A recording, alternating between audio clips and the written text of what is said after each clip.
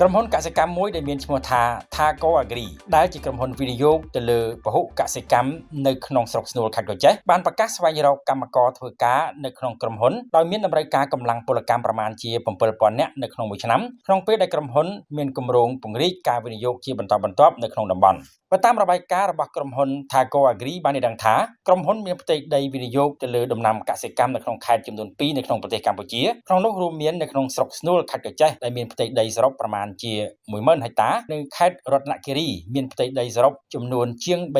33,000 ហិកតានោះទៀតសម្រាប់ខេត្តទាំងពីរនេះមានផ្ទៃដីសរុបមានចំនួន 43,764 ហិកតាដូច្នេះក្រុមហ៊ុនត្រូវការកម្លាំងពលកម្មរាប់ម៉ឺននាក់បន្ថែមទៀតដើម្បីដំណើរការខ្សែសង្វាក់វិនិយោគរបស់ខ្លួនយោងតាមរបាយការណ៍ដដែលបានដឹងទៀតថាបច្ចុប្បន្ននេះក្រុមហ៊ុនមានបុគ្គលិកកម្មករនិយោជិតសរុបប្រមាណជា 20,000 នាក់ហើយបុគ្គលិកកម្មករទាំងអស់ទទួលបានអត្ថប្រយោជន៍ជាច្រើនទៀតក្រៅពីប្រាក់ខែរបស់ខ្លួនដោយក្រុមហ៊ុនបានផ្ដល់ជូននៅកន្លែងស្នាក់នៅជាមួយនឹងការប្រើប្រាស់អគ្គិសនីនិងទឹកស្អាតដែលឥតគិតថ្លៃផ្ដល់ជូនអាហារ3ពេលមានមន្ទីរពេទ្យសម្រាប់ព្យាបាលនិងពិនិត្យសុខភាពតាមការកំណត់និងមានសាលារៀនសម្រាប់កូនរបស់កម្មករធ្វើការនៅក្នុងក្រុមហ៊ុននោះផងដែរបន្ថែមពីលើនេះក្រុមហ៊ុនក៏មានរៀបចំសកម្មភាពកម្សាន្តនិងពិធីផ្សេងៗទៀតជូនទៅដល់កម្មករដូចជាពិធីមង្គលការពិធីខួបកំណើតព្រឹត្តិការណ៍និងសកម្មភាពវប្បធម៌ព្រមទាំងការលេងកីឡានោះផងដែរពាក់ព័ន្ធនឹងការប្រកាសពីតម្រូវការកម្លាំងពលកម្មប្រមាណជា 7,000 នាក់នៅក្នុងមួយឆ្នាំនោះដែរនៅក្នុងឱកាសចុះសួរសុខទុក្ខកម្មករនៅក្នុងក្រុមហ៊ុន